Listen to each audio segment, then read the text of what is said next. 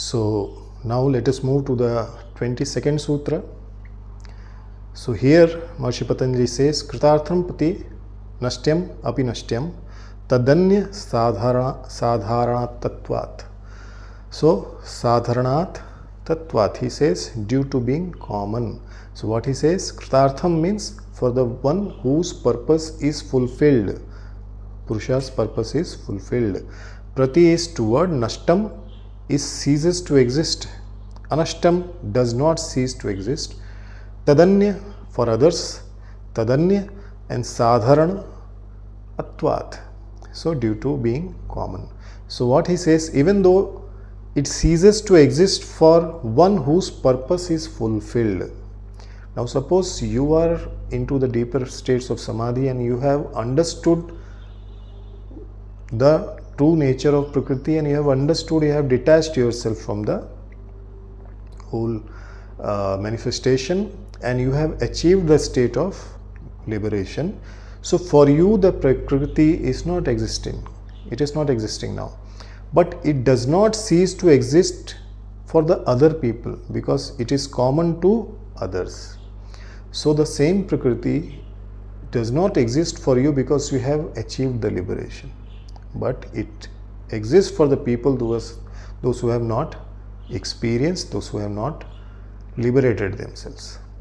So this sutra explores the relationship between Purusha, that is consciousness, and the Prakriti, that is nature. Once liberation is achieved or Kaivalya is achieved, Patanjali explains that Prakriti, though no longer relevant to the liberated Purusha, continues to exist for others still influenced by it. So Prakriti is influencing everybody. So Prakriti exists for all the other people, those who are not liberated, so that they get liberated. So it is very important that we utilize that purpose. So when Purusha achieves liberation, it transcends the influence of Prakriti. So all the influence of Prakriti, all the influence of Trigunas are totally gone. The material world, Prakriti has served its purpose, facilitating self-realization. So main purpose is to ultimately make the person understand what is the true nature. So self-realization, and is no longer perceived as real. Now the Purusha understand it is nothing but Maya. Now it ceases to exist for a liberated soul, similar to how a finished journey makes the vehicle used or irrelevant for the traveler. Once you reach your destination, yes, that vehicle is irrelevant to you. So this is the state of Kaivalya, where Purusha remains in its pure consciousness, isolated in nature, free from bindings of mind, ego, and all the sensory experiences. Purusha is not attached to anything. It is living in its pure consciousness. Prakriti for the other Purushas now. Prakriti does not vanish from the existence entirely. It continues to function for all the others who are still on their path of evolution and self-realization. So for everyone who are not completely realized, Prakriti exists and helps the person to get liberated.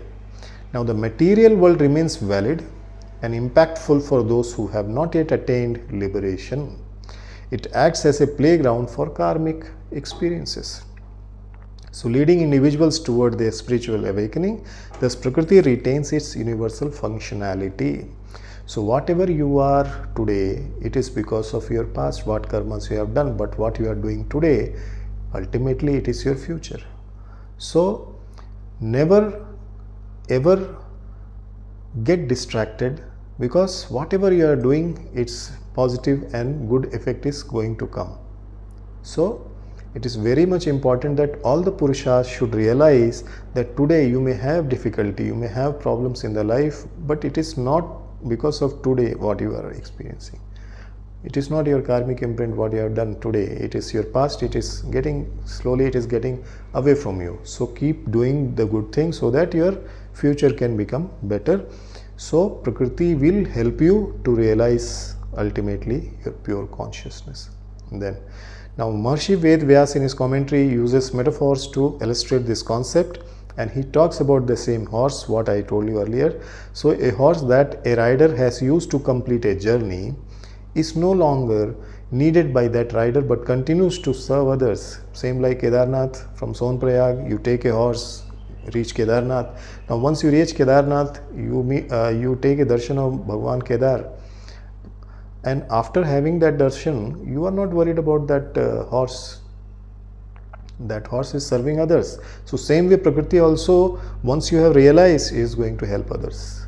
It is going to help and give liberation and experiences to the others. So similarly Prakriti, which is facilitated by one's Purusha's liberation, continues to function for others. This highlights that Prakriti's existence is not dependent on any single Purusha's liberation. It is for everything, and that is the reason Prakriti is always going to be there. Now Vyas emphasizes that Prakriti exists independently of any single Purusha's experience. Its ultimate purpose is to bring about the liberation of all the Purushas. So that is the reason why Prakriti was created by the Supreme Brahman. Now once a particular Purusha achieves liberation, Prakriti's role for that particular Purusha is complete now, but remains active for all the others still bound by avidya, still bound by ignorance. So Vyas also elaborates on the cyclic nature of the relationship between Prakriti and Purush. As long as ignorance exists in this world, Prakriti will continue to provide experiences and the lessons. So ignorance is going to be there, and that is the reason Prakriti also goes with that.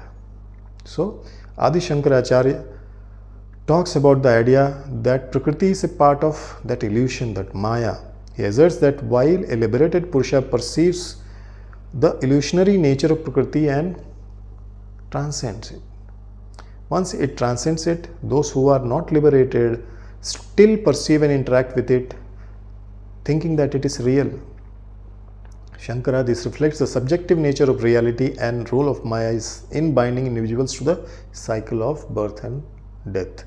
So because of this illusion, because of this Maya, because of this Prakriti and its manifestation, because of the kleshas, because of raga, dvesha, because of all these things, you are getting attached to the world and you are not able to understand your own true nature.